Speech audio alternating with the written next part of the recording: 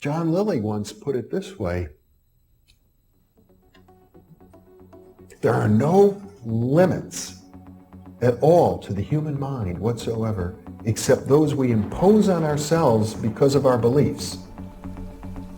And those limits are also beliefs to be transcended. And that's a view that suggests that the possibilities of human transformation are virtually infinite. And we have no way of knowing the outer horizon of what it means to be human.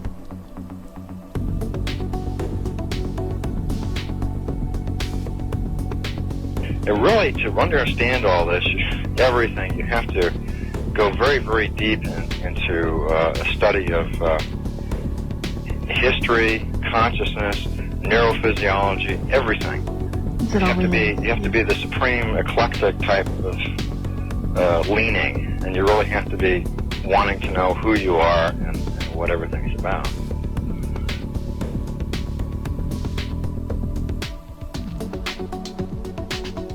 And the thing that you'll find when you go to sacred sites, if you're very humble about it, is that you are on a personal journey, and the sacred site will respond to you in a way that is appropriate only to you. The information is always what you are searching for. And it's the intent you give that energy that defines whether it is used for right action or not. And it is inside these sacred spaces that you will be reminded that you are a god, that you are a bright star. So what you're trying to do is move through the course without ricocheting off walls or creating karma. You're trying to slide through things smoothly. How do you do that? It's called flowing. There's a technique that you can do that will allow you to touch some part of your inner being that has more knowledge than your conscious state does.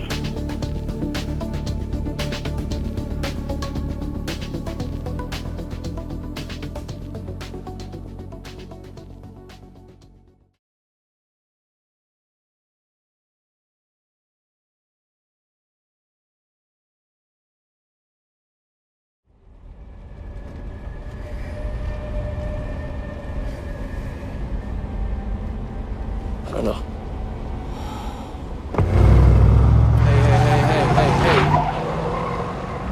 Hey! What? Can I ask what's happening? Bill?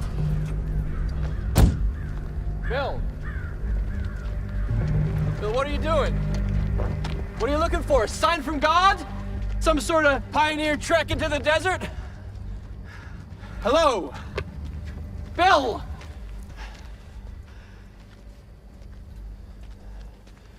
What the fuck?!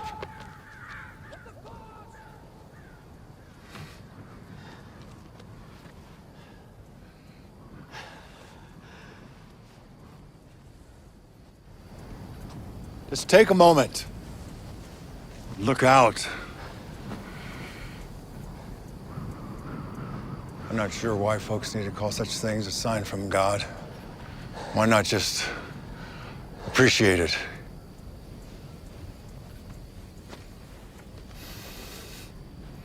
If there is no God, isn't this just all the more miraculous?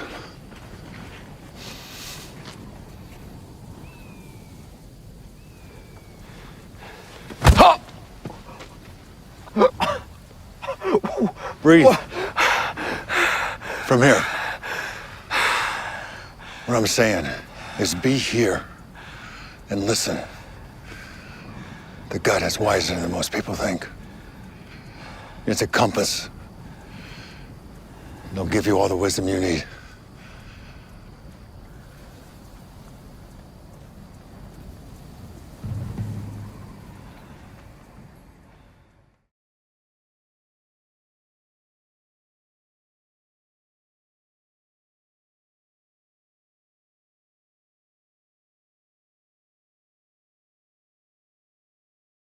Oh, crap, I gotta run. I have this pre-op consult. Okay. You know, why don't you come with me? I'll keep trying to think of weirdos. No, thanks, it's fine. Yeah, come on, it'll only take a few minutes. Hey, Morgan. This is my old friend Joan Watson. Hi. Hi. Morgan's here because she tore her ACL. Okay, can you flex your knee for me? Are you a doctor too? No, not anymore. How come? I'm just gonna take a listen to your heart.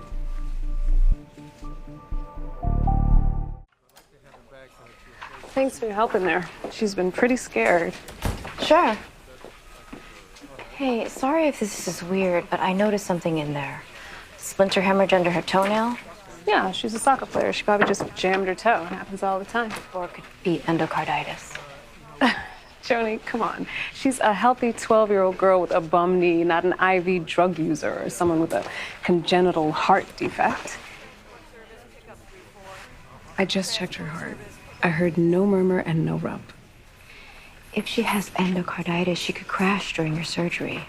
Please, just to be safe, run an echocardiogram. And she says she's done with medicine. Fine. I'll order an echo, just to be safe. You and Belle really moved through those interviews. That's what happens when you fail to turn up a single solid lead. No one jumped out at you. What about your friend? Any oddballs come to mind? I was right earlier, wasn't I? You two were close, but you're not anymore. After my patient died, I lost touch with a lot of my hospital friends. Being around them was difficult. Carrie just didn't get it. Speak of the devil. Bad news. Good, actually. I met one of Carrie's patients today. I thought she might have endocarditis. I asked her to run a test. Turns out I was wrong. You're disappointed. Of course I'm not. No, you didn't want the patient to be sick, but you wanted to be right. Are you sure you weren't? Am I sure I wasn't what? Right. This test she performed, is it the gold standard for endocarditis? Is it completely conclusive? No, but most cases... Forget most cases. What was your first instinct when you saw the patient? that she had endocarditis. Then hold the course. Myriad studies have shown that first instincts are typically the right ones. You expecting someone? Am I ever?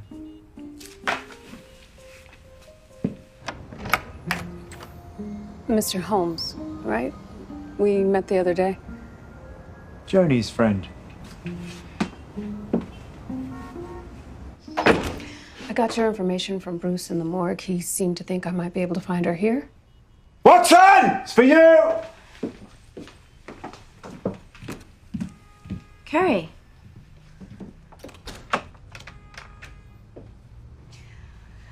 I wanted you to know you were right. Morgan had endocarditis. The lab found it when they ran a TEE, which coincidentally is a test you wanted me to run on her. The funny thing is, I didn't order it. Some anonymous person put the request in her chart and the lab followed through.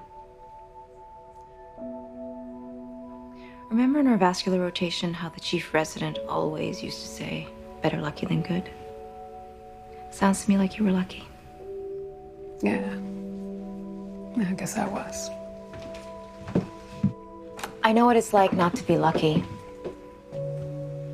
It turned my life upside down. You're always a good friend, Joni. But you were a better doctor.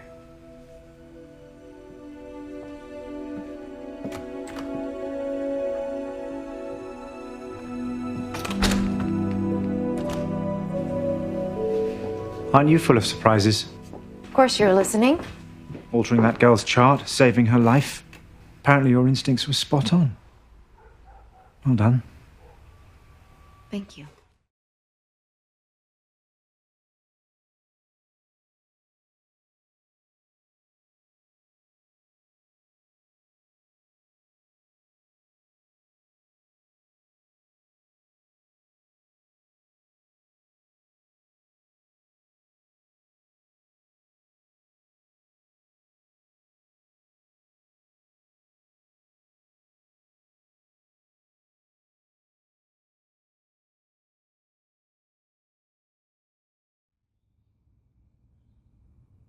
Hey guys, welcome. Andre Hodge, Seven of Truth, Infinite Potential Healing with you once more. Thank you for finding me and allowing me to be a part of your journey. I say that always with all my releases because I know very well there's 168 hours in the week and every moment is very precious. So if you choose to invest some of that very, very, very precious time. With so many options out there in me, I am very grateful. And to even find me in this world is, from my perspective, an honor and a privilege. So I really want to offer you content, as I always do, that from my perspective will help you expand and grow and develop as quick as you can to get up to speed, to be a reality brat, epic potential being that you may not have allowed yourself to appreciate up until this point, just because the way the world is and so much that seems to be against us, and ominous feeling and projections of things and stuff like that. When, from my perspective, I feel like I'm the best I've ever been, and despite all that, it's empowered me to invest in me and to get better in me, and to be able to be here with the responsibility of offer these sort of videos and teachings and stuff, as I always do. So I offered a lot in that previous video. I'm doing it on the same day because what I was brewing was to, as I said, feeling so good and going through what I've gone through recently. I know one of the things that happens with me is I sort of anchor the other side of it for the potential others. So you might be going through a lot yourself at the moment, but I would invite that you're probably coming to another side of your own epic, unique rite of passage sort of journey. And you, if you're around me, you're going to be stronger than ever. And you're just going to get into that sweet spot of space where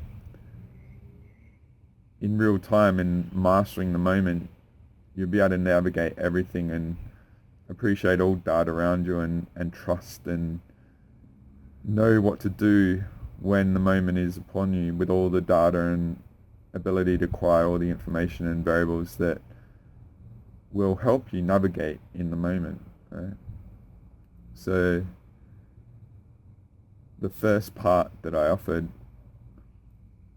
what I intended to do was do an emotional mastery video about how our gut can be impacted by the emotional state we're in. And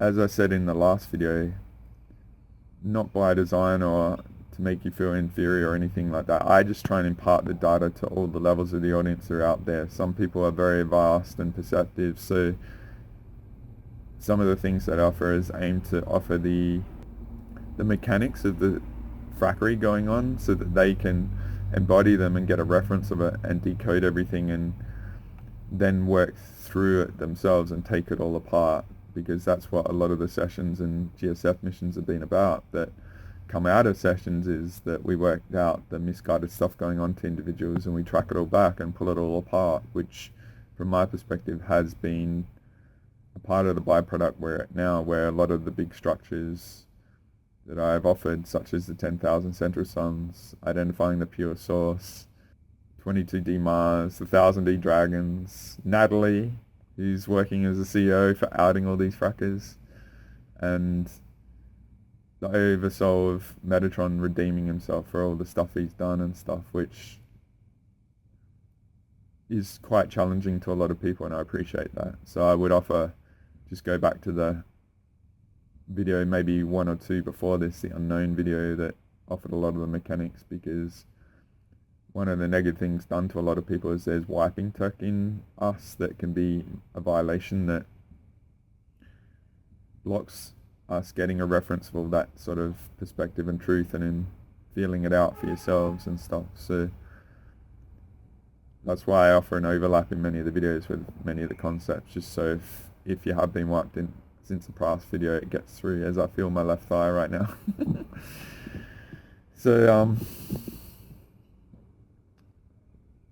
the first in this series was just a bit of a foundation to launch from, some of the basic sort of concepts, so you have a reference.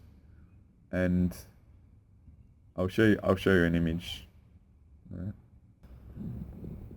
And I've shown this many times, and as I've said in the past, at my 7oftruth.org website, if you scroll down, there's a lot of these images there, so you can get a better copy of them and have as a reference for yourself if you want. But at the start of part one in this series about intuitive potential, I offered that I was very naive.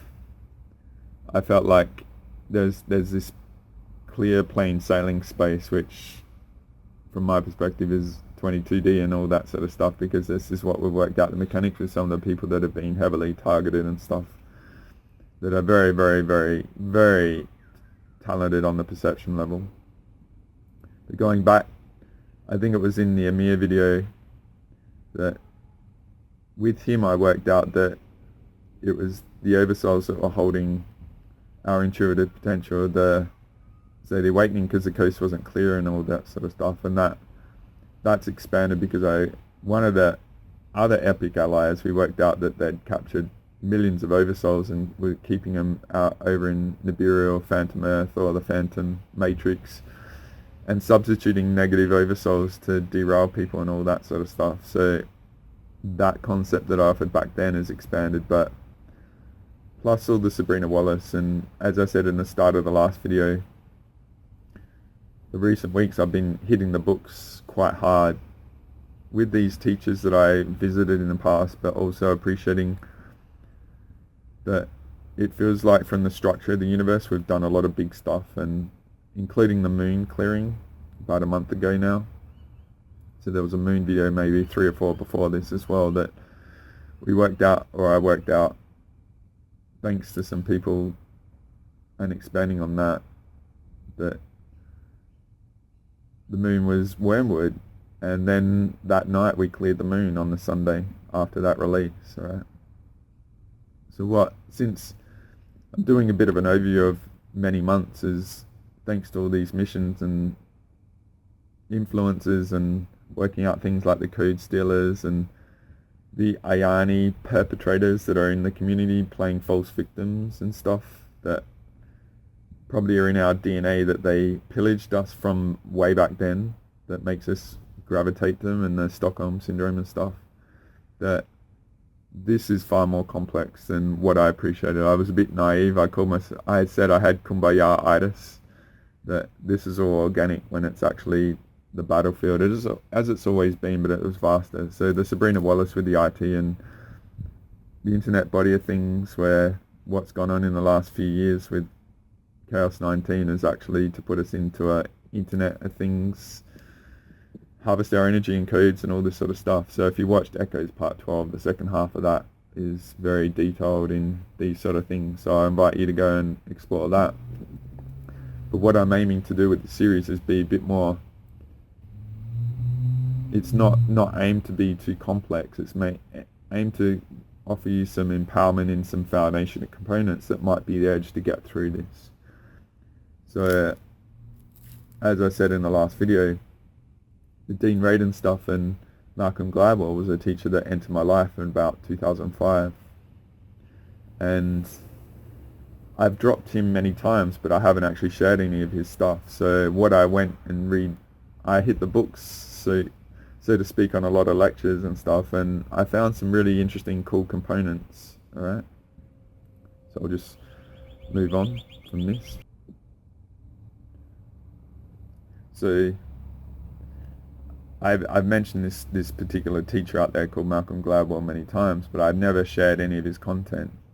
So when I get to really potent times and points or moments of reflection, and I have some space and clarity and energy to do it, and I feel better than I've ever felt before right now, I wanted to go revisit him and say, if I've got the energy to go and do it, I can actually pay attention to what's being said and stuff. So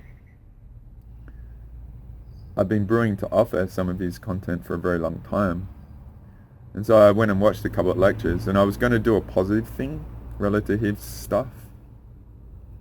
But then I came across one of the lecture, and it was a very good teaching of how our emotional state can influence our blink sort of instant reaction sort of thing. Alright. So I'm just going to show you another image. So I think I introduced this particular image in Emotional Mastery Part 7. Again, I've evolved a lot since that content. And we were talking a lot about doubt, where I know doubt is more so an effort to create hesitation and doubt and pause and uncertainty, and it could be a moment when an oversoul is hacked and all this sort of stuff, right? And a false oversoul is put in so you don't trust yourself and all this sort of thing. And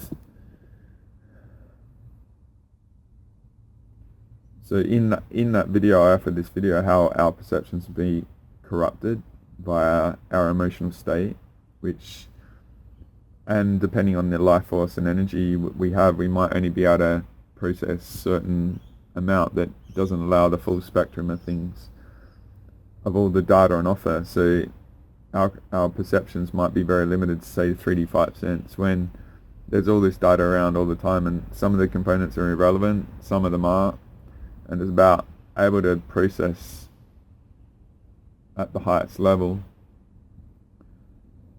to get the perception in the moment of what's going on, right?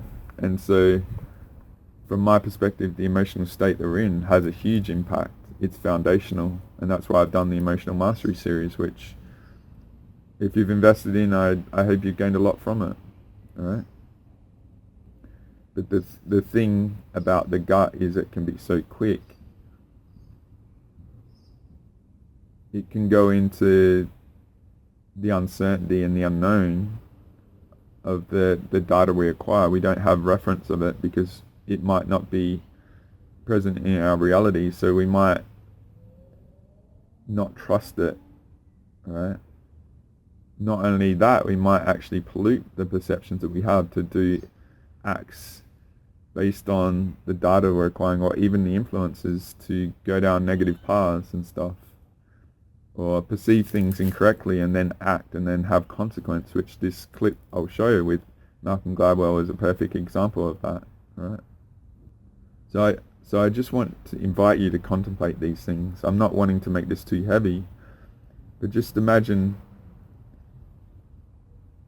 how many times in your life you've made decisions based on fearing things or uncertain or the negative emotional spectrum.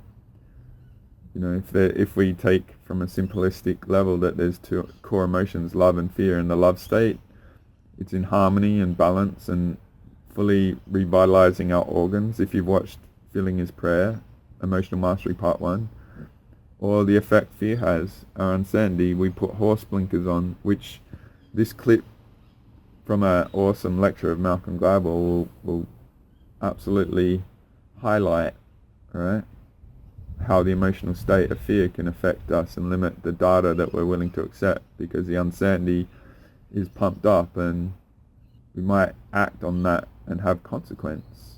And I'm sure we can all agree that we've done that in our lives. What I'm wanting to do is invite you here to actually appreciate that just because we go in an emotional state, or there is an emotional state to have, doesn't mean we have to embody it or live through it and navigate with it. We have the ability to master our emotions at all times, to not let them influence us, to have the best outcomes no matter what's going on in the world, alright? And especially when you're dealing with sort of intuitive potential and stuff. As I said as I offered the Dean rating clip in part 1, the vastness of this reality, I guess that was 20 years ago, it might have expanded a lot, but there's much that's going on in this world that does not accept intuitive abilities and stuff. So you actually have to go into unknown. There's not a lot of external validation at this point, right, for it. So you have to validate yourself. And I use that word external validation because you're using an external input that could have a corruption on your perceptions. You have to own it yourself and trust yourself and be able to lead in what you perceive, because maybe you're in an awareness level that's far beyond everyone else around you, right? And you're able to process vastly more when there's a lot being done to people's bodies to limit the volume of energy that they can delegate to perception authority sort of stuff, right? Or their perception mechanics at this time. So I'm just inviting that at a very light level that our emotions can affect our perceptions, because if we're governed by fear, we might take in the wrong variables and act that has consequence and stuff, right?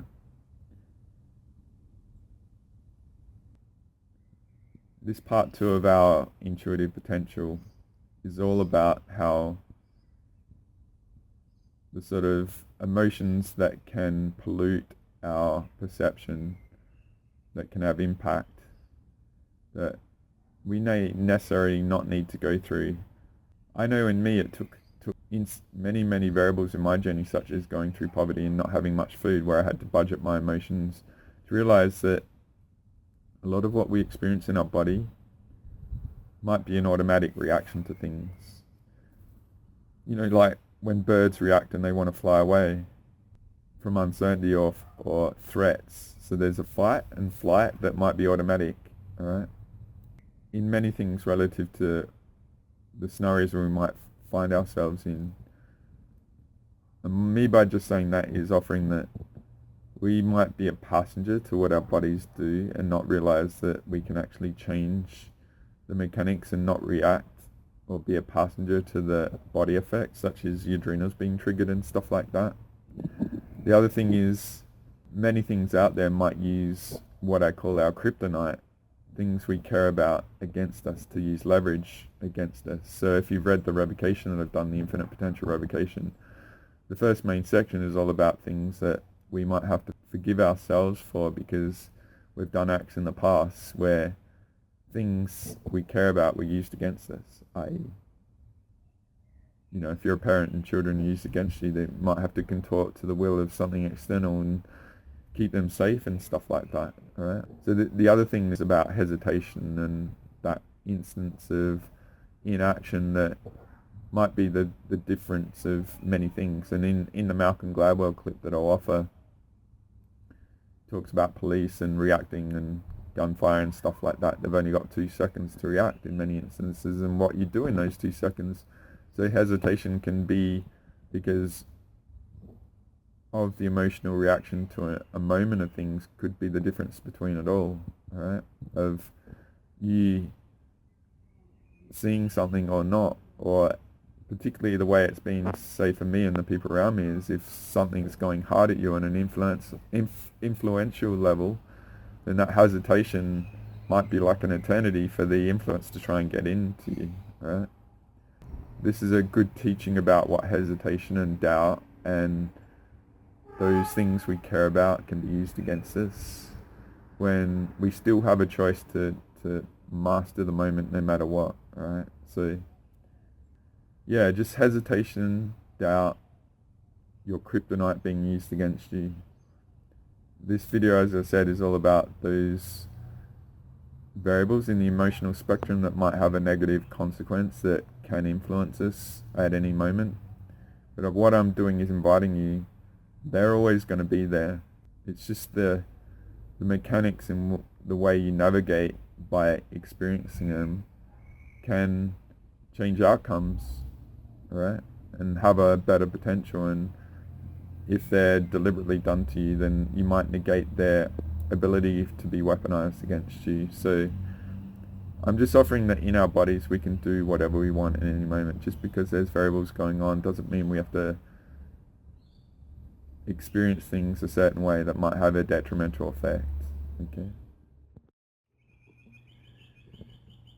So with that intro, which is quite long, I'm going to get into the introducing Malcolm Gladwell component and offer a decent section from a lecture that he did in 2005. And so this lecture was around the era that I discovered Malcolm Gladwell, and the way that Malcolm Gladwell came about. That era of me, I was living with someone, so I'd met someone and evolved a relationship to that level and stuff, so it was going really well. But up until that point, even though I was nowhere near into the stuff that I was into now, that big activation and getting into the conscious expansion sort of stuff and intuitive potential journey that I've sort of been on for many years. That started many years later in 2008, and it was game on for me. But though I didn't know it, I was always curious and fascinated about the world and had a desire to know and challenge things. So I was into people going back that era and before, like John Pilger. If you don't know who John Pilger is, he's a very cool journalist from Australia that would challenge the paradigm in a great way. There's many great documentaries out there that he did that revealed the horrific nature of what was going on in the reality. And I've got a couple of autographed books from him from 2008-9 when I was over in Sydney. I never met him, but I got a couple of books autographed, which was really cool.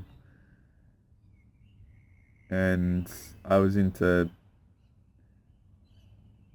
back in the day when you'd go to a Blockbuster and get videos and DVDs and stuff, I'd always go through all the documentary sections and always be willing to learn and discover more about the world. People like Noam Chomsky and Manufactured Consent was an interesting documentary that was challenging things and stuff, but it was still, from my perspective, very commercial. I didn't really appreciate the intuitive or spiritual side of things and stuff. So I was in this relationship and stuff, and I remember the movie.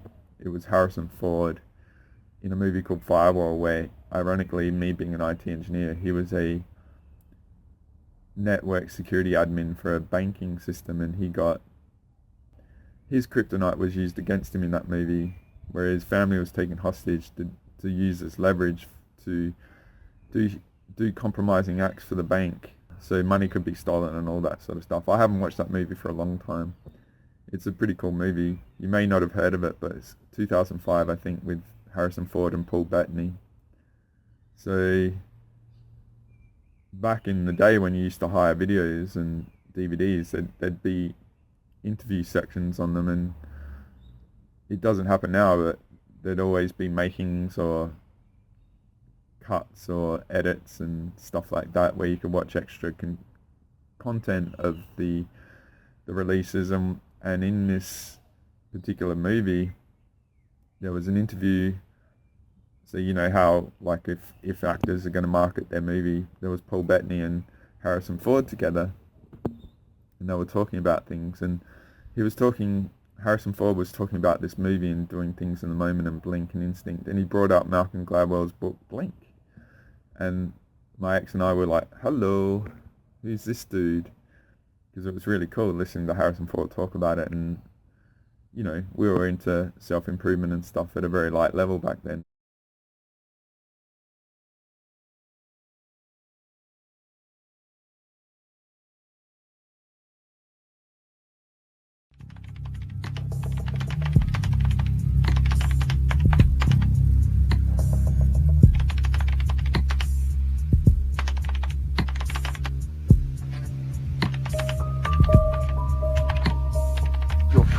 Dead, you hear me? For all I know, they're dead already. Jack!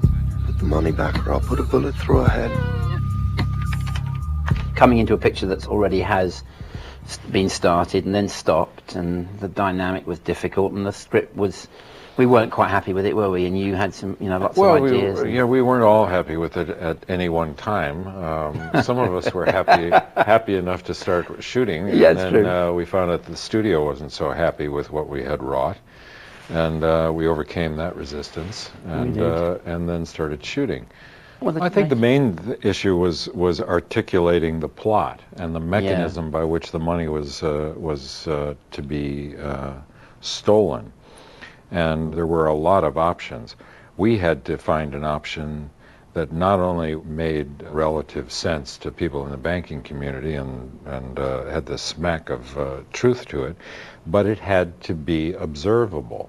Sure. It had to be visually interesting, and Richard came up with the idea of cobbling together a scanner tube and an iPod and various other things that were laying around the character's house in order to accomplish what needed to be accomplished.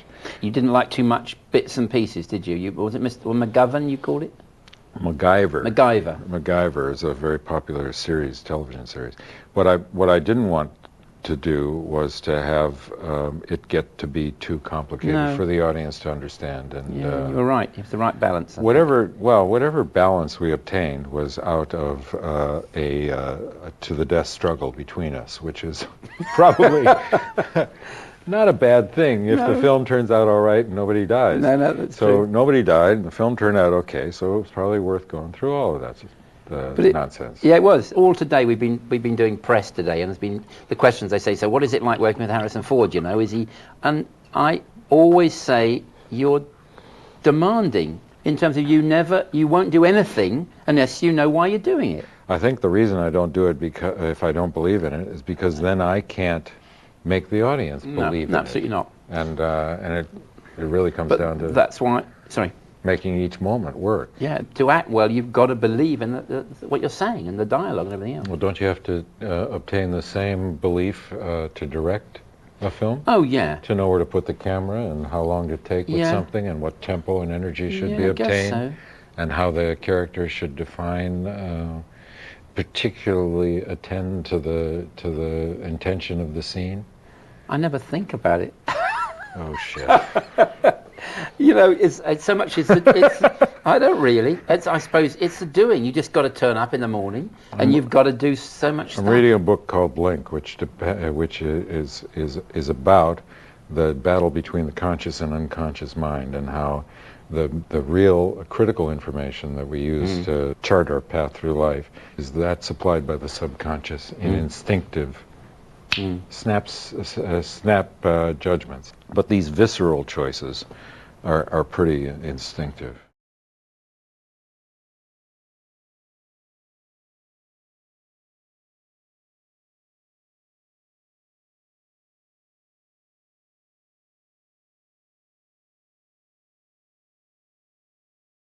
It's a pretty cool movie. You may not have heard of it, but it's 2005, I think, with Harrison Ford and Paul Bettany. So back in the day when you used to hire videos and DVDs, there'd be interview sections on them, and it doesn't happen now, but there'd always be makings or cuts or edits and stuff like that where you could watch extra content of the releases. And in this particular movie, there was an interview. So you know how, like, if actors are going to market their movie, there was Paul Bettany and Harrison Ford together, and they were talking about things, and Harrison Ford was talking about this movie and doing things in the moment and Blink and Instinct, and he brought up Malcolm Gladwell's book Blink, and my ex and I were like, hello, who's this dude?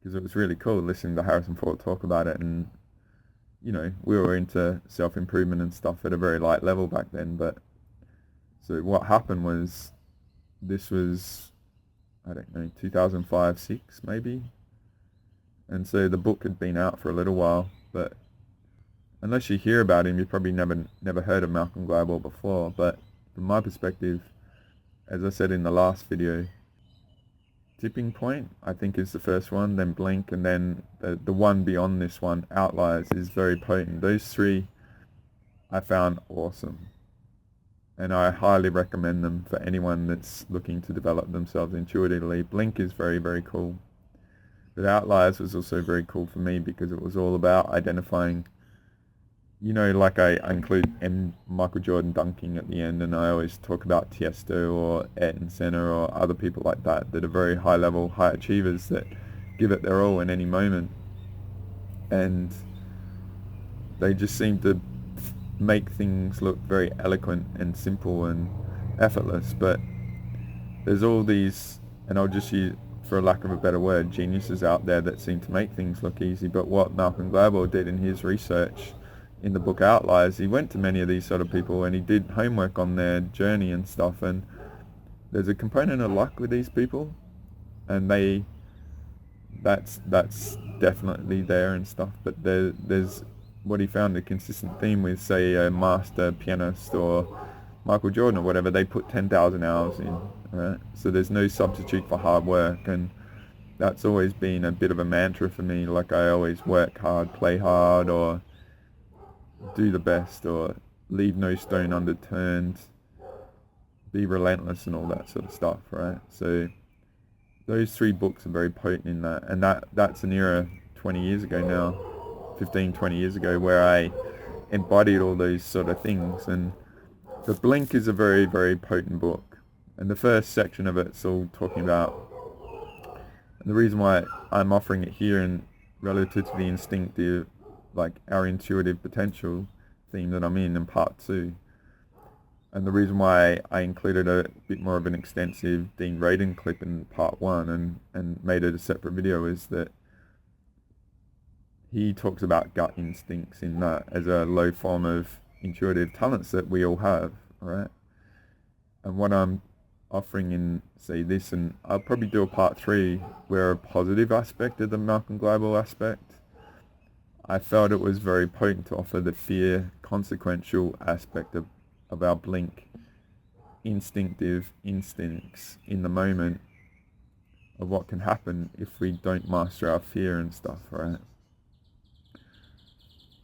But that book is very, very cool. There's another section in that book about contempt and that emotion.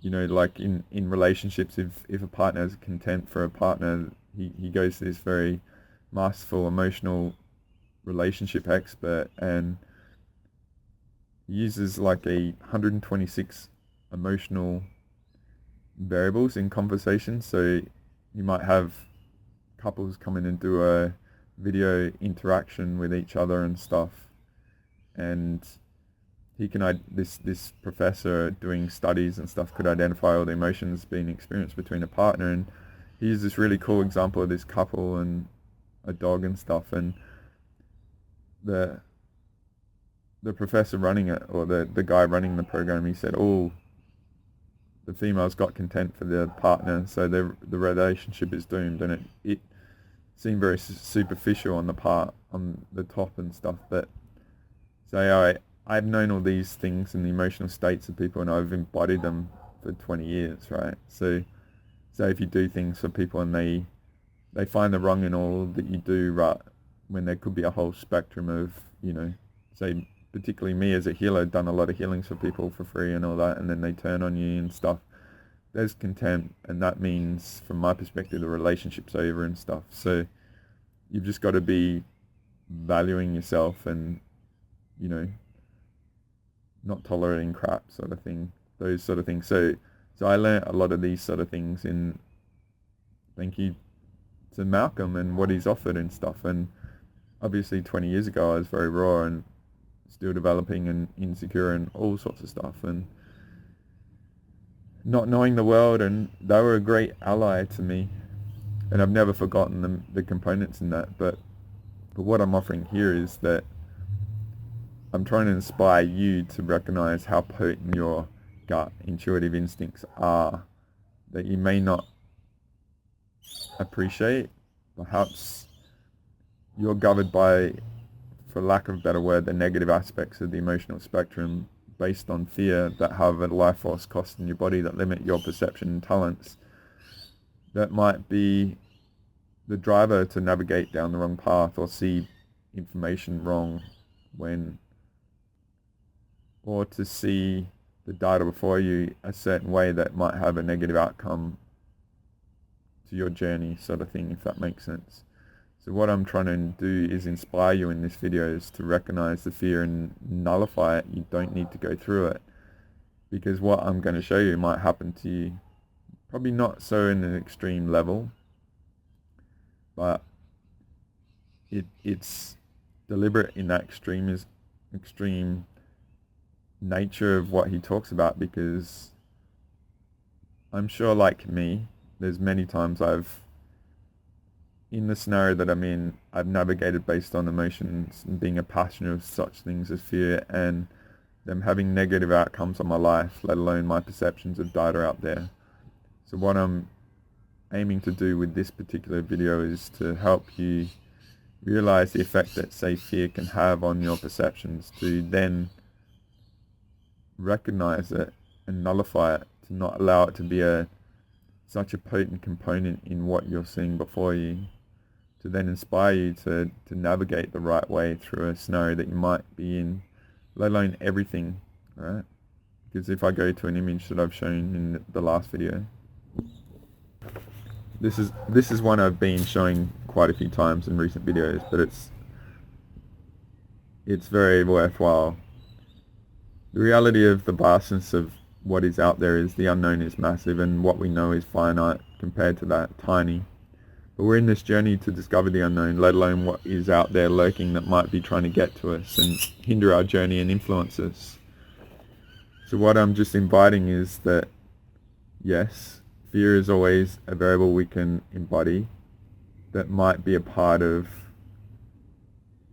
what we don't know we're experiencing. But what I'm inviting you to do is to recognize it, to nullify it, to turn the volume down on it so it has a less impact in causing us consequence, so we can actually feel more comfortable in any moment to navigate no matter what is going on, for our intuitive potential and infinite potential to be realized.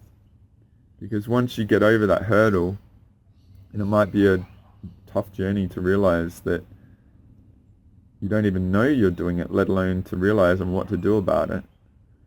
But I would put the weight of your life force is precious, so why would you give it away to such emotional experiences, right? To then have the consequence on your journey that, say, this main component might have, right? And reflect on those times when you allowed fear to dominate and to be the main component on you, right?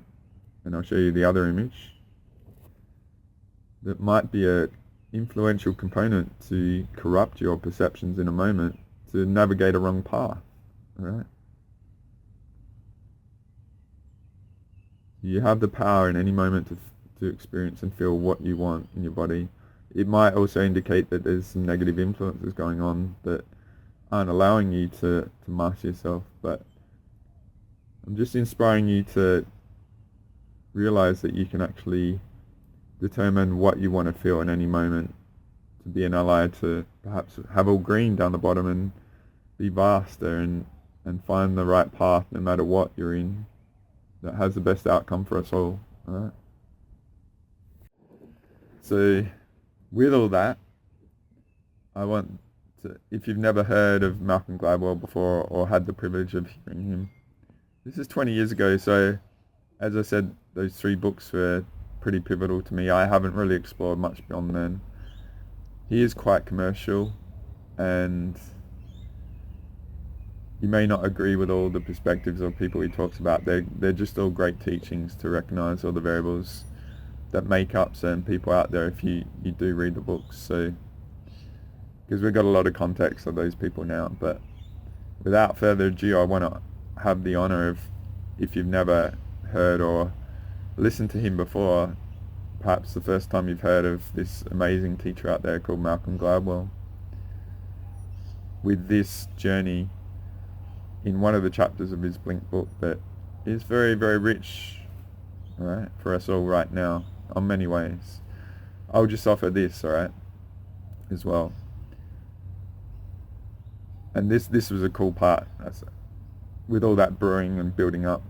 This was a very cool part that I realized in reflecting and watching it now, is that, and this is why I'm offering in our intuitive potential relative to the emotional mastery sort of stuff that I've talked about, is he doesn't measure the variable of fear at all.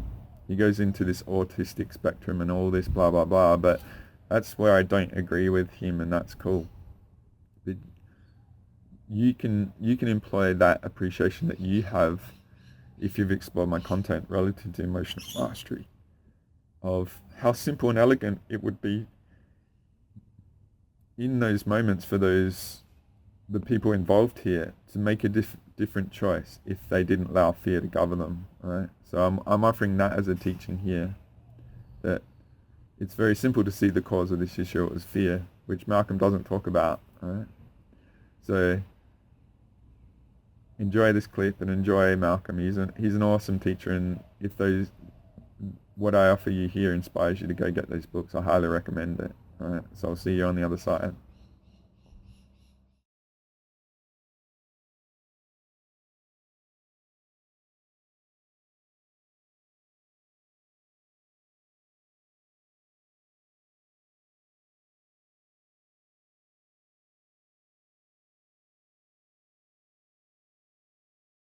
I was going to give you a choice. I can give one of two talks.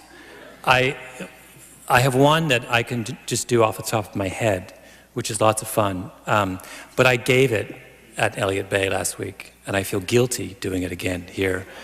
Or I can do one that I've never given before, which is in front of me right here, anywhere except a long time ago, and which is a lot more serious. So do you want the fun one that I gave last week, or do you want the new serious one? You can't get both, but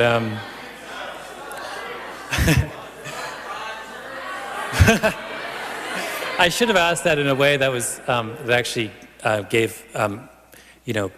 produced an intelligible response. Perhaps. Do you want to vote? Do you want? One's about Amadou Diallo and one's about classical music. All in favor of classical music, raise your hand. All in favor of Diallo, raise your hand. Well, I think it's Diallo. All right, we'll do Diallo. It's the serious one. No, this actually is. This is serious.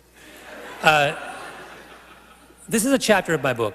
And my book, Blink, is a book that's about snap judgments. And it's about taking snap judgments seriously. And it's not a book that says they're great, and it's not a book that says they're terrible. It says that they're a book that says they're both. They can be really good and they can be really bad, and we need to understand them on a very much more sophisticated level if we're to construct a better world for ourselves.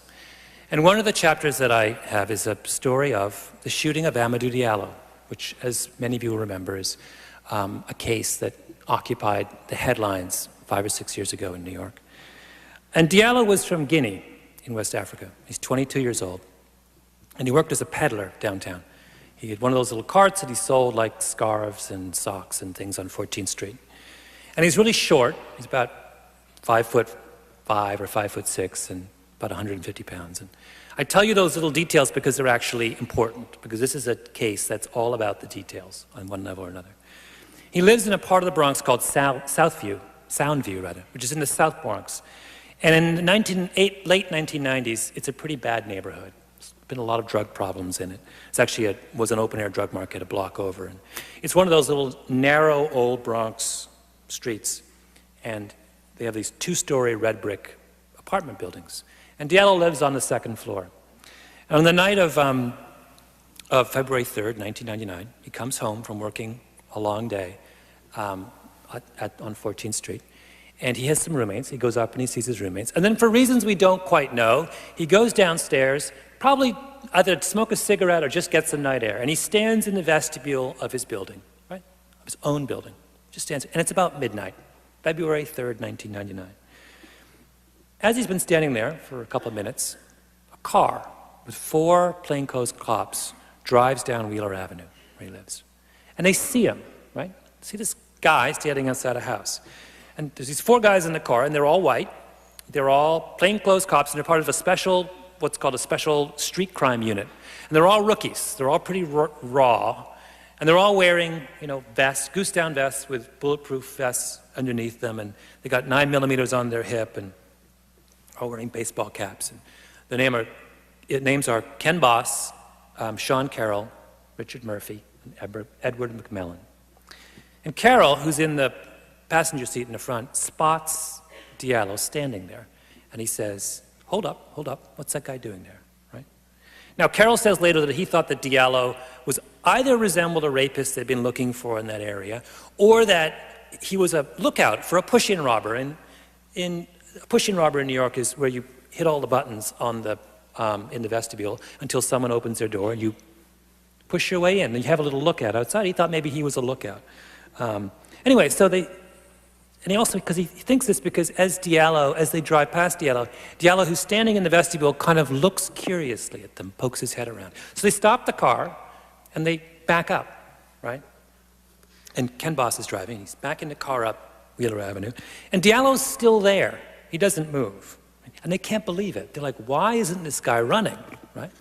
Anywhere else in the South Bronx, if you're a young black male and a car full of plainclothes cops drives down the street, stops, and backs up towards you, you get the hell out of there, right? But he just sits there, just stands there. Now later it turns out that Diallo is basically just off the boat. He barely speaks English, right? All this comes out much later. We didn't know this. They didn't know this at the time. Anyway, Carol and McMillan get out of the car and they say, "Police officers, can we have a word?" Right? Diallo just looks at them. Right? He doesn't say anything. He's standing in this little narrow vestibule in front of his building, and all of a sudden he turns around and runs back towards the front door and starts, with one hand, fumbling with the doorknob, and with his other hand, digging into his pocket, right? He's turned sideways, he's digging in his pocket. And Carol shouts out, "Show us your hands," right? Now, we don't even know at this point whether Diallo understands what they're saying to him, right? We don't know how much English he knew at that point, but they don't know that either. Carol shouts out, "Show us your hands." And he doesn't show them his hands. He keeps digging in his pocket, and that's making them more and more nervous because they're thinking, why is he digging in his pocket, right? Why is he trying to hide? Why has he turned his body sideways and tried to hide what he's doing with his hand? So they start running after him. They get out of the car and they run across and they go up the steps to the apartment building. And Diallo's back is still towards them, and they start screaming at him, "Show us your hands." In fact, McMillan says, "Don't make me fucking kill you," at that moment, right? And Diallo doesn't do anything. He's still got his body turned, and he starts going into his pocket, and he starts bringing out this shiny black object, right? And they're looking at it, and they start fixating on this thing, and they see more of it, and more of it, and more of it, and all of a sudden McMillan says, "Gun." Looks like a gun to him. He goes, "Gun." And he panics. And in that moment, he shouts out, "Gun." He pulls his own gun out, and he leaps backwards off the steps of the apartment building and starts firing, right? And Carol sees him, and he sees, here's the word "gun," he sees McMillan falling backward and thinks, oh, he must have been hit, right? And sees McMillan's bullets ricocheting off the different parts of the vestibule and thinks that those are actually Diallo's bullets. And he pulls his gun out and starts firing. And then the two guys left in the car, right? They come running out, Ken Boss and the other guy, Richard Murphy, because they see one of their fellow cops on the ground and they see bullets firing in every direction. And they think, oh, this guy must be firing. So they come out and they start firing. Meanwhile, Diallo is now crouched in the corner of this vestibule, trying desperately to communicate with these people who don't understand what's going on. And his back, he's on his haunches, his back is up against the back of the vestibule. He's trying to be in a protective position, but they look at him and they think he's in a shooter's crouch. So they keep firing, and they keep firing. And the two of them who were first there, Carol and McMillan, empty their guns. They fire 16 shots each. And Boss shoots 5 times, and Murphy shoots 4 times. And then they stop, right? And they're shaking because they've never fired a gun in real life before. And Boss goes up to Diallo, who's on the ground now, and he goes to his right hand because he's looking to find the gun, right? And he looks at his right hand, and he doesn't see a gun. He sees a wallet. And then he shouts out, "Where's the gun? Where's the fucking gun?" Right? And he's out of his mind now, and he runs up Wheeler Avenue, screaming, because he's forgotten in all of that tumult where he is. He has no idea anymore. He's just screaming, trying to find someone else to come and help them out. And Sean Carroll goes over and looks at Diallo on the ground and sits down on the stairs next to him and starts to cry. Now, that is an extraordinary story in many ways, and I was drawn to it when I was writing my book, because my book is about snap judgments, about when snap judgments go right and when they go wrong. And that night in the Bronx, the snap judgments made by the police officers went horribly wrong, right? Think about it. They made 3 critical errors, all errors of this kind of judgment. The first is that Carol sees Diallo standing there, getting some night air, and says, "What's that man doing there?" And the answer is that Diallo is just innocently getting some air, right? He's been working all day, maybe having a cigarette. But Carol sizes him up and assumes in that moment that he's up to no good, that he's suspicious. Mistake number one. He mistakes innocence for suspiciousness. Then they stop the car and they back it up, and Diallo doesn't go anywhere, right? Still stands there. And they say, wow, that guy must be brazen, right? Mistake number two. They mistake simple curiosity. Diallo wanted to know what was going on. Why were these guys coming towards him? They mistake simple curiosity for brazenness. Mistake number two. Then they step into the vestibule, right, following after Diallo, who they think is running away from him, and they make an assumption when he goes into his pocket to pull out his wallet, probably to show them his ID, or just to hand over his money because he thinks he's being robbed, and they think in that moment that he is terrifying, that he poses a threat to them, and he does not. He's terrified. He poses no threat to them. Mistake number three, right? They confuse terrified with terrifying. Now, ordinarily, we have no difficulty making those kinds of snap judgments, right? We have no difficulty distinguishing in the blink of an eye between someone who is innocent and someone who's suspicious, someone who is brazen and someone who is curious, and most of all, someone who is terrifying and someone who is terrified.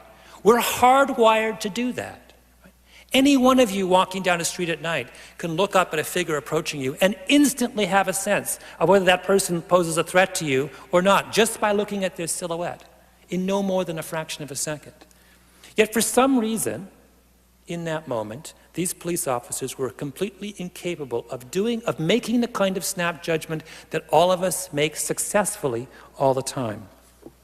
And that's what's interesting about this case.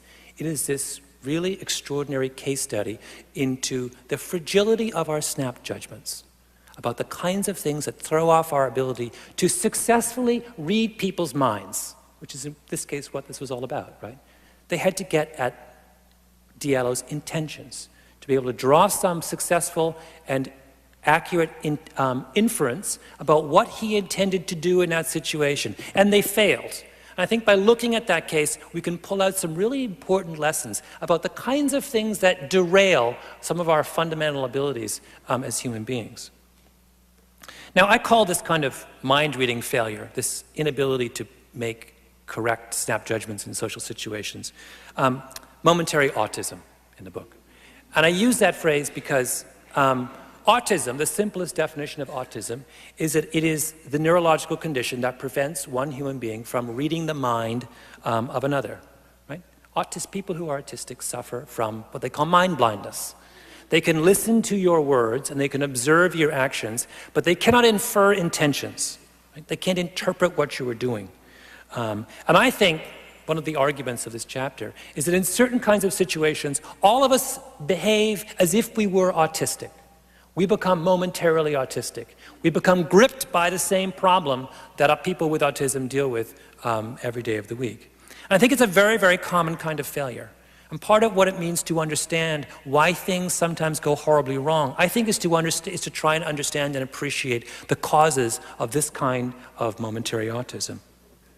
I think that this kind of problem, this inability to read the minds of people in situations, is something that happens to all kinds of people who aren't ordinarily afflicted with autism under certain kinds of situations. In fact, I think it's precisely what happened to those 4 police officers that night in the Bronx. Right? They were unable to extract the necessary social information from that scene. They were confronted, they were in a scenario like George Segal and Elizabeth Taylor and Richard Burton. They were in a situation that required them to interpret more than the literal meaning of what was happening, right? And they couldn't do it. All they could do is to use the most basic and primitive shorthand for making sense of it, which was young black male in the South Bronx late at night, pulling out something black from his jacket. Well, you know, that must be a gun. Bang, bang, bang, bang, bang. Right? So the question is, what happened that evening that left them completely without the level of social intelligence that most of us have every day during our lives? Now, in the book, I have many explanations, but let me just share 2 possibilities with you. The first is the effect of arousal, and that is, what does the effect of being physiologically aroused have on our ability to mind read? And this is a very interesting question, because when you talk to people who have ever fired a gun or been fired at, what you discover is that really, really strange things happen when you're under that kind of stress.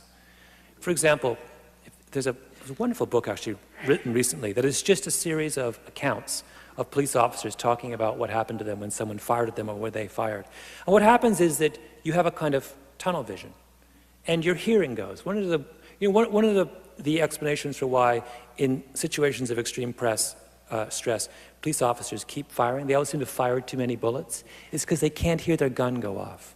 When you're under extreme stress, your body basically shuts down all non-essential services, and hearing is considered a non-essential service. Right? And as your heart rate gets higher and higher and higher, and as your levels of adrenaline rise and your levels of cortisol rise, all kinds of otherwise ordinarily well-functioning bodily systems start to get shut down. Memory starts to get impaired. You start to get much more aggressive. Like I said, your hearing goes. You have complete tunnel vision, so you can only see what's going on in front of you. Your coordination starts to fall apart. You lose control of your bowels. Apparently, all cops will tell you this. When you come across a really bad accident scene, the first thing that hits you is the smell. Right? Never tell you this.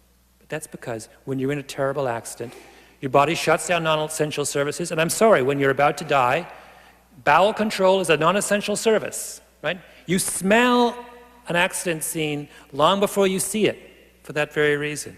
Right? Same reason why cops tell you to practice 911.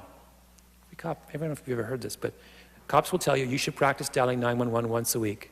Why? Because unless you practice, when you actually need to dial 911, you won't be able to do it.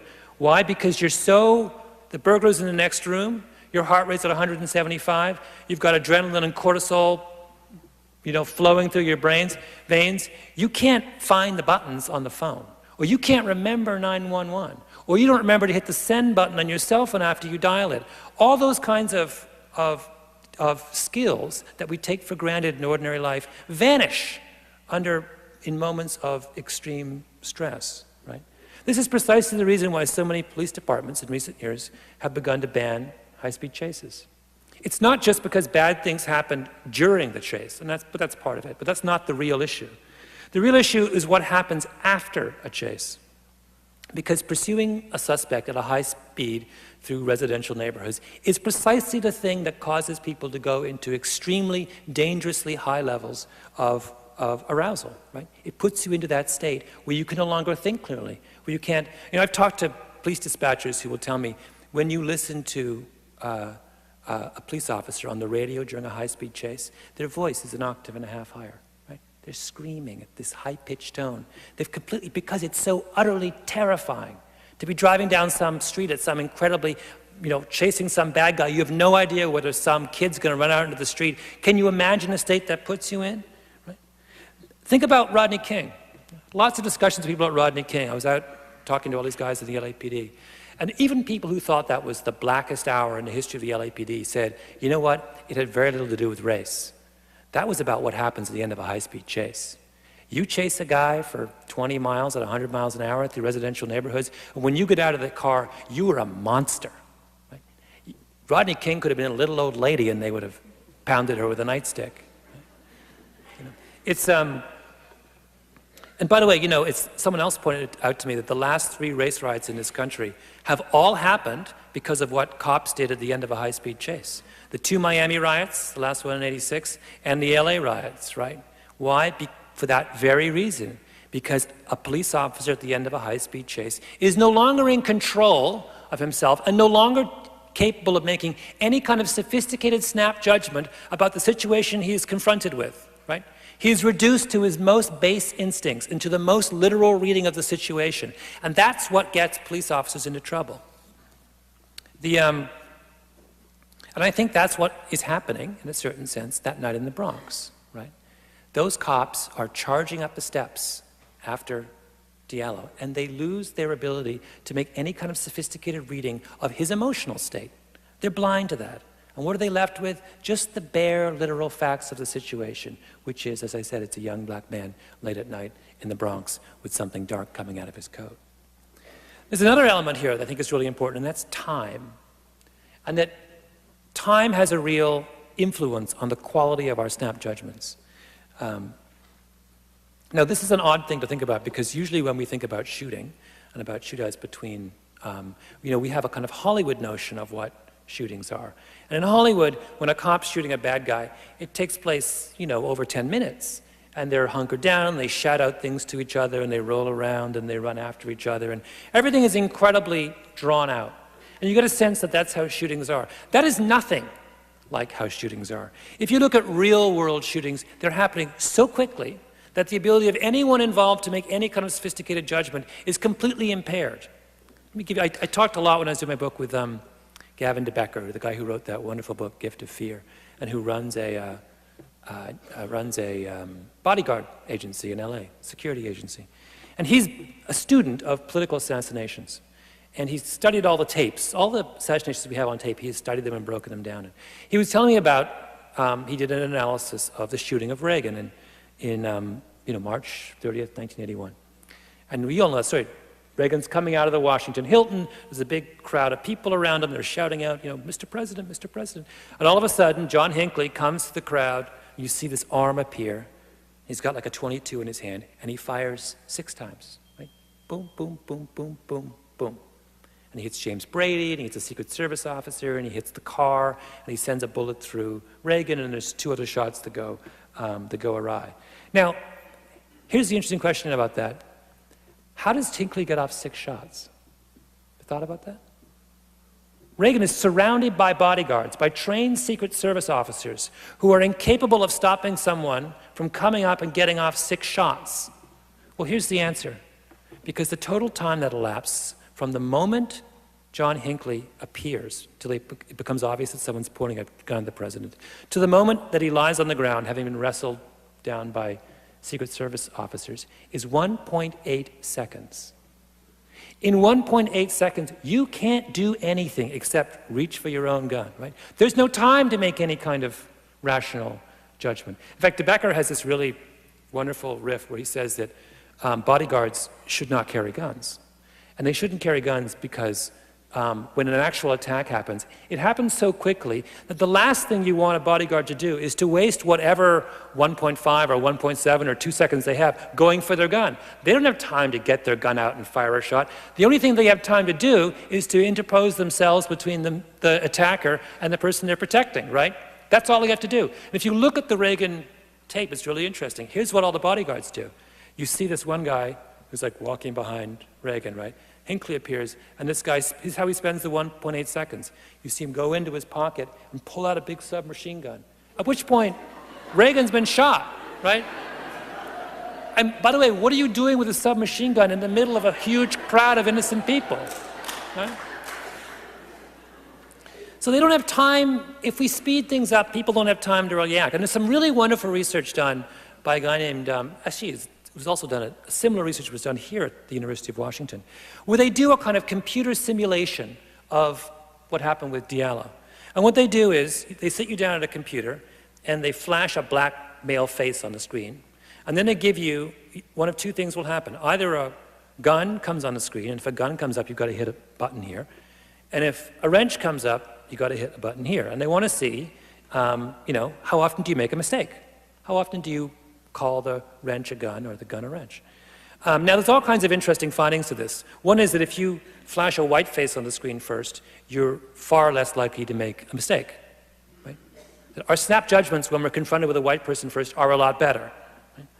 Now, but that's not the really interesting finding. The interesting finding is that the faster I speed that process up, the more quickly I demand you to respond, and the more quickly I put that wrench or the gun up on the screen, the more likely you are to call everything a gun.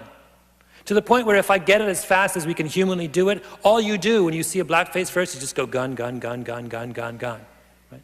That's because if you speed things up too much, we can no longer make any kind of sophisticated judgment about the situation. We are left with our basest instincts, right? We are left completely stripped of the ability to do any sort of sophisticated mind reading. All we have left is this incredibly reductive and completely unfair assumption that if there's a black face, a young black face involved, it's probably going to be a gun. Right? Under time pressure, we start to make lower and lower and lower quality judgments. And more than that, we start to exclude certain kinds of information that's absolutely critical to making successful judgments. We start to resort simply to stereotypes. And that's why police departments are so obsessed with time. Police training is all about buying time, right? What do they teach cops? To seek cover and concealment. Why do you have a cop seek cover and concealment? To slow the situation down. When you stop, if you're pulled over by a cop at night, and what does the cop do? He parks behind you, and then he walks, if he's well trained, then he walks up slowly along to the driver's side of the car, and what does he do? He stops behind you, right? And shines his flashlight over your shoulder. Why is he doing that? He's doing that because if you actually have a gun, he's bought himself an extra 2 seconds. Because if the cop's behind you and you want to shoot him, here's what you have to do. Take your gun out, first of all, and he can see it because he's shining with his flashlight. Twist around in the seat, go over, and fire through the window. Really hard to do. Takes about 2 or 3 seconds, or probably less than that. But if he's in front of you, it's a lot more simple for you, right? You just got to go boom, you shoot him. That's training, and that training is allowing the cop to make a far higher quality decision about what your intentions are. He's buying himself some time, and that time may well save your life, because you want to be in a situation where the cop has the greatest amount of time and is reduced to making the most stereotypical autistic decision. It's also why bodyguards are obsessed with what they call white space. Right? The big difference between how President Bush is protected today and the way that Reagan was protected 20 years ago is that if you look at the videotape of him coming out of the Hilton, the most striking thing is that all the crowd is all around Reagan, right? There's about a foot that separates all of these well-wishers and someone who wanted to do Reagan great harm, and Reagan himself. That would never happen today. Why? Because if there's only a foot of separation, you have no time as a bodyguard to react. Now when a public figure goes out in public, there's 20 feet separating them and anyone in the public. Because that 20 feet gives you, as a bodyguard, that extra moment that allows you to make a much higher quality snap decision. It's also the reason why many police departments have been moving towards single officer squad cars. Why is that? Because cops by themselves make much better decisions than cops in groups. When cops are in groups, they speed things up. Right? They take risks. They feel emboldened. Right? They don't slow things down. They're rash. They'll put themselves in situations where they don't have the time or the ability to make a high-quality judgment. But a single officer slows things down. A single officer would never chase in after someone into a house. Of course not. He would sit in his car and he would call for backup. He would slow the situation down. And if you look at statistics of police violence and when police do stupid things, it is beautifully correlated with the number of cops in a group. The more cops there are together, the more likely they are to be accused of brutality, to draw their gun when they're not supposed to fire weapons when they're not supposed to. The significance of all of this, I think, is that it's a reminder of how sort of impoverished our ideas, our explanations for failure are. And this is something that I try to get at in Blink. And that is when we interpret a situation where something went terribly wrong, when people make snap judgments. When we looked at something like the Diallo case, for example, one of our first responses is to say, that's just about racism. Right? It's what happens when racist cops confront. And that may be true, but it's a wholly insufficient way of making sense of what happened that night. It doesn't get you anywhere. It doesn't get you an understanding of why, in this particular instance, they would have gone beyond whatever feeling they had in their hearts and done something profoundly stupid and something profoundly tragic. But most of all, I think it's a reminder of how fragile these kinds of gifts that we take for granted really are. All of us rely on our ability to make these kinds of snap judgments, and most of the time we're pretty good at it. Like I said, if you walk out here tonight and you're walking down an alley and you see someone coming at you, you will be really good at distinguishing between someone who is threatening and someone who doesn't pose a threat to you at all. But that ability is not robust, and we cannot take that ability for granted. And one of the themes I come back to again and again in Blink is that we need to understand that and to construct environments in which decisions are made that protect these kinds of snap judgments from all kinds of biases and discriminations. So there they were. Sean Carroll, Ed McMillan, Richard Murphy, and Ken Boss, right? It's late. They're in the South Bronx. They see a young black man and they think that he's behaving oddly, right? They're driving, and it's late at night, so they can't see him all that well, but they start to construct a system to explain what's going on. Right? He's not a big man, for example. He's quite small. And what does small mean in that context? Well, small means he's probably got a gun, right? Otherwise, why would he have the balls to stand out in the middle of the night in the South Bronx by himself, right? And they think, and he's a black guy too, right? 2 strikes against him, right? Even more likely he's up to no good here in the South Bronx. Right? So they back the car up, and they're amazed that he's still there, right? Diallo can't believe this guy didn't run. So what are they thinking now? They're thinking, no, not that Diallo was innocent. That's long gone.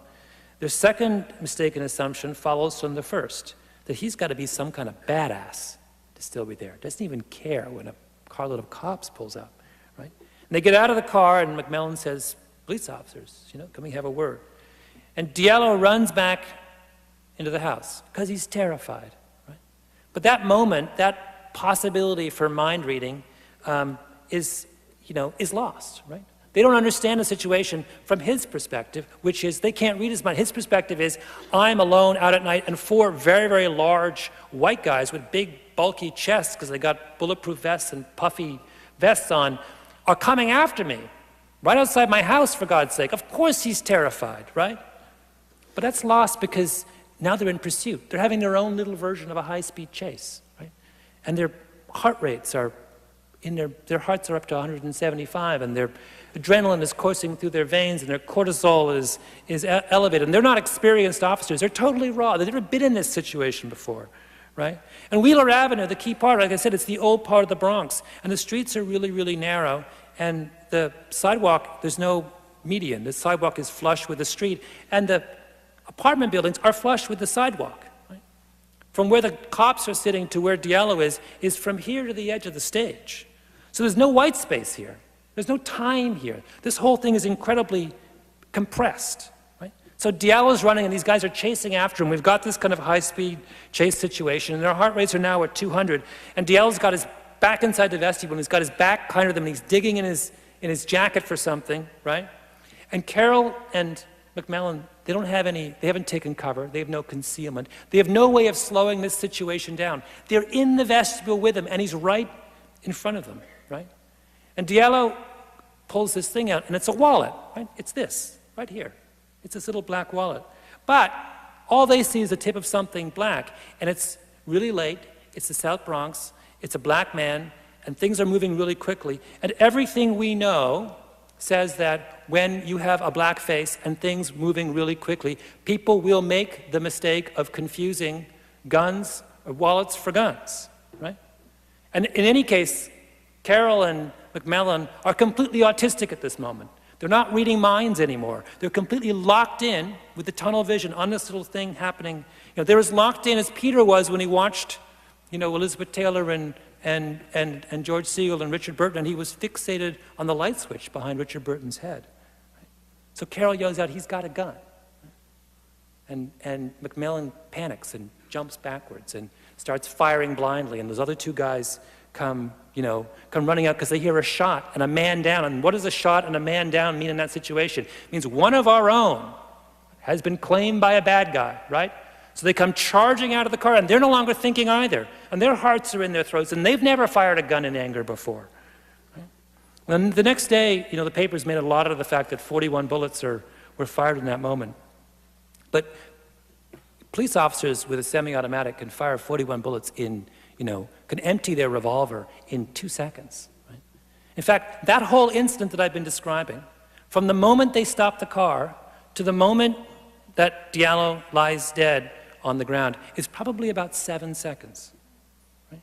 But inside that 7 seconds, there are enough foiled, failed, tragic snap judgments to last a lifetime for these guys. Right? Carroll and McMillan call out to Diallo, that's 1001. Right? He turns and runs back into the house, 1002. They run after him across the sidewalk, up the stairs. 1 more second, 1003. Diallo's in the hallway, he's tugging at this thing in his wallet, right? And they say, he's got a gun. 1004. Shooting starts. 1005. 1006. There's silence. 1007.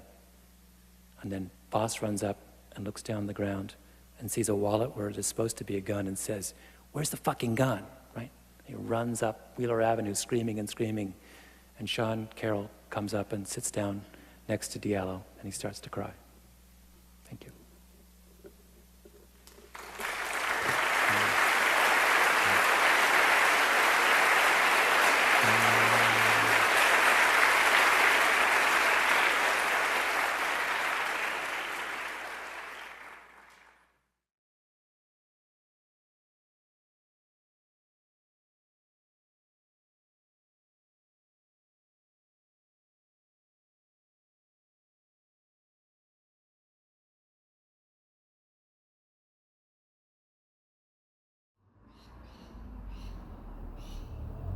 Welcome back. Thank you for being here still if you are.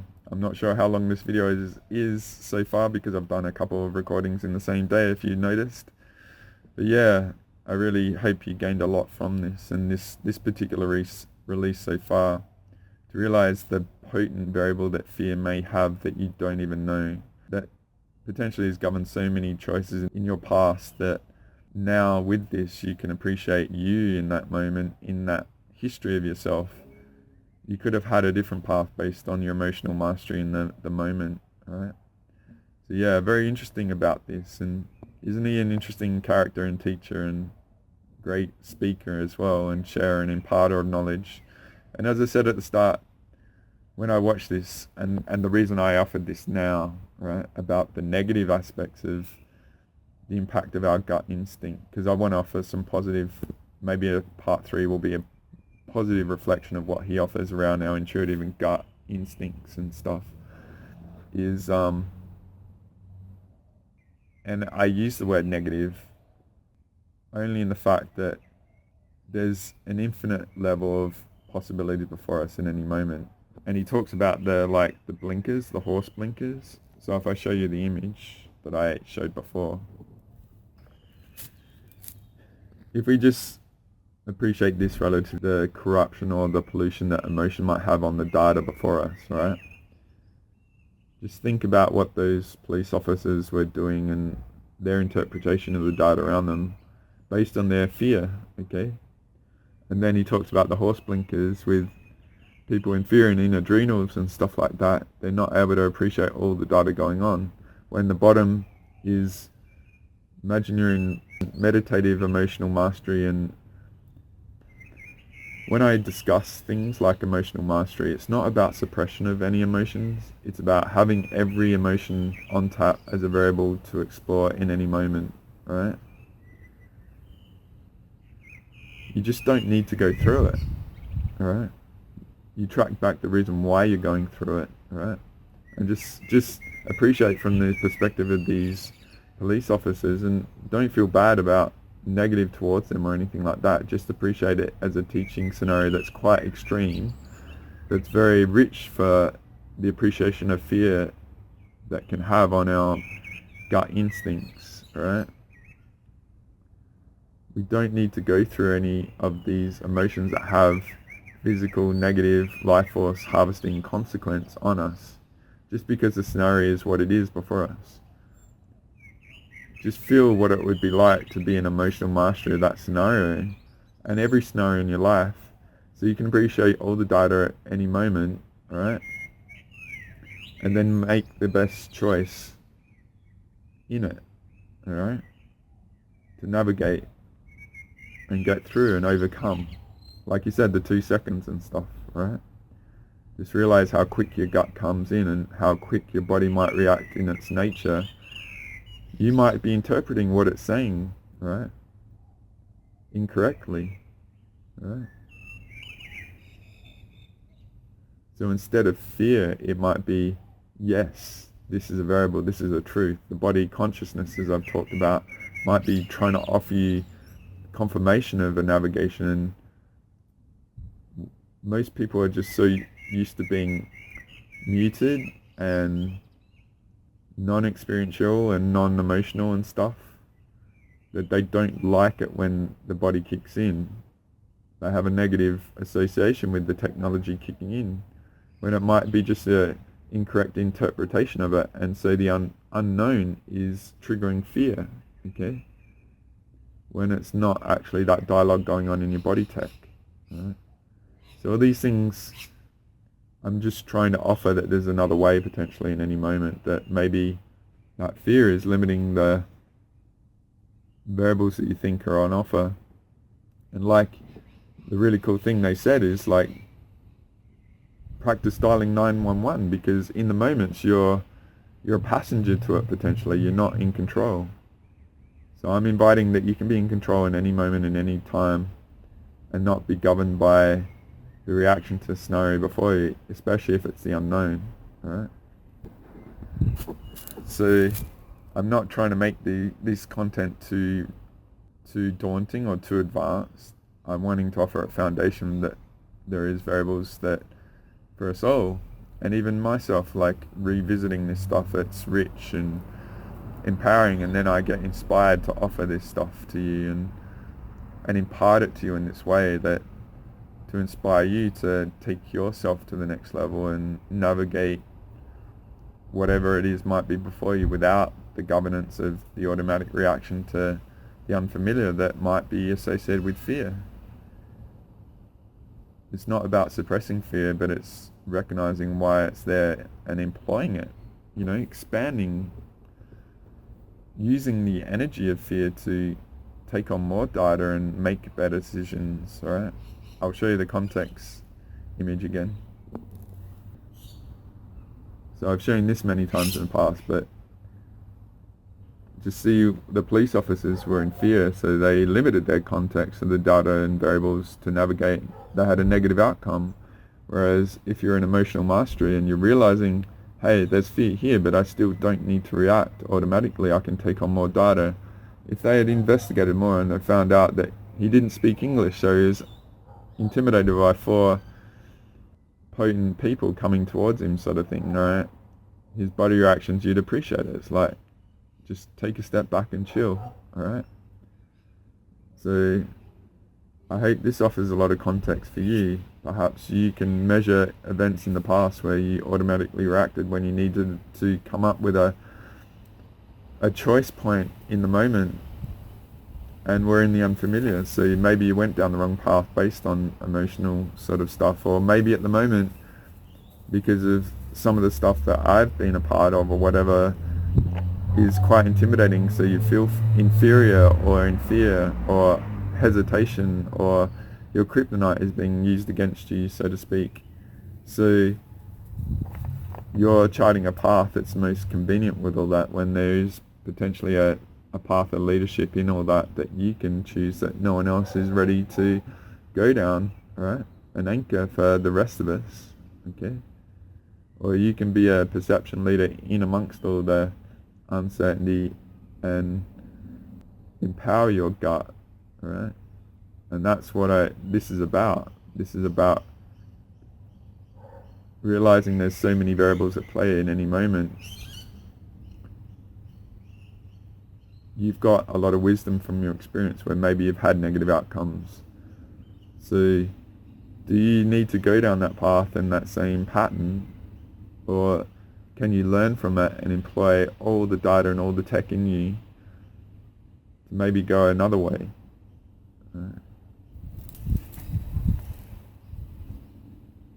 Interesting, isn't it? But our emotions play a big part in that, right? So do you want them to control you, or do you want to be a master of them without a suppression way, but appreciate why they are coming up and how to harness them to your advantage and navigate your path as best you can? So, thank you for being here. This might be a bit of a longer one. I feel, guys, this is a very, very potent time for our intuitive potential to be blossom as an ally that we've probably never thought we've had. I know many people, they journey between humbleness and lack and feel inferior to other people and stuff, but I can assure you, with the incredible people that I've had the privilege of interacting with, that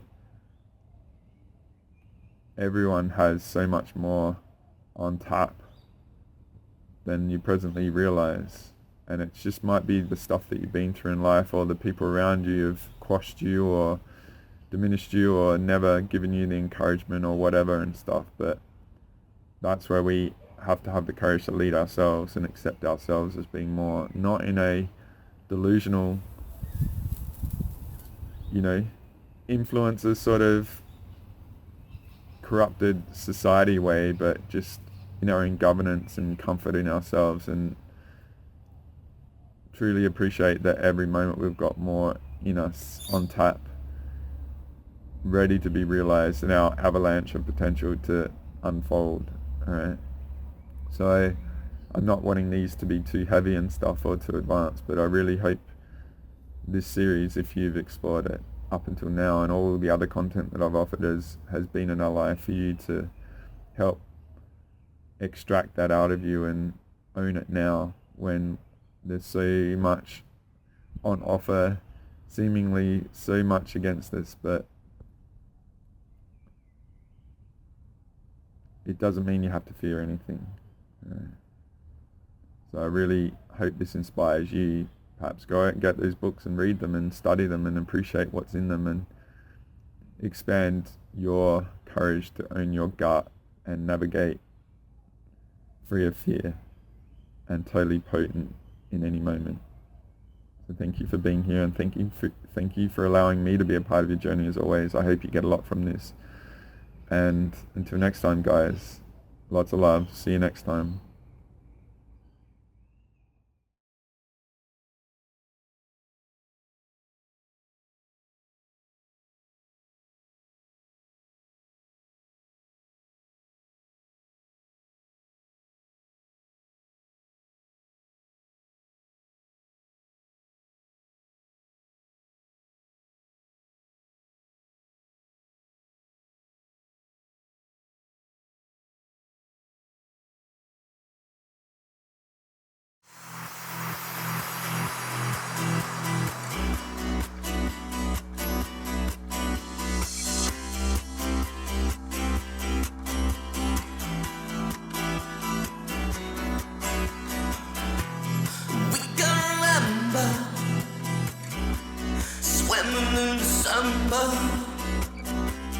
Heading for the city lights, 975. We sharing each other, nearer than farther. The scent of the lemon drips from your eyes. We are the people that rule the world, what's running in every boy and girl. All rejoicing in the world, take me now. We can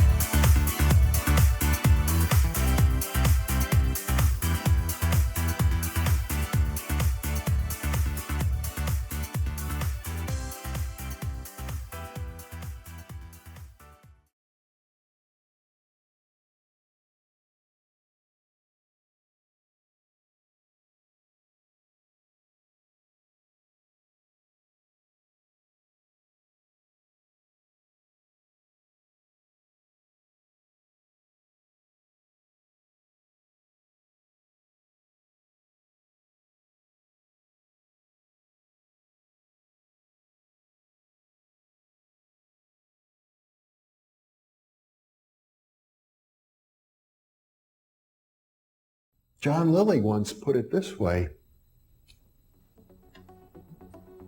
there are no limits at all to the human mind whatsoever, except those we impose on ourselves because of our beliefs. And those limits are also beliefs to be transcended. And that's a view that suggests that the possibilities of human transformation are virtually infinite. And we have no way of knowing the outer horizon of what it means to be human.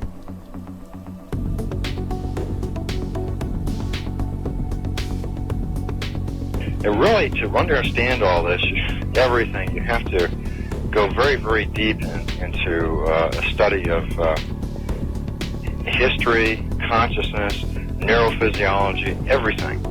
You have to be the supreme eclectic type of leaning, and you really have to be wanting to know who you are and what everything's about.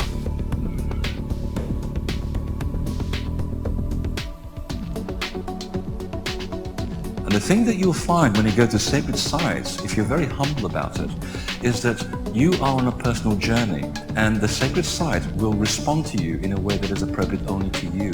The information is always what you are searching for. And it's the intent you give that energy that defines whether it is used for right action or not. And it is inside these sacred spaces that you will be reminded that you are a god, that you are a bright star.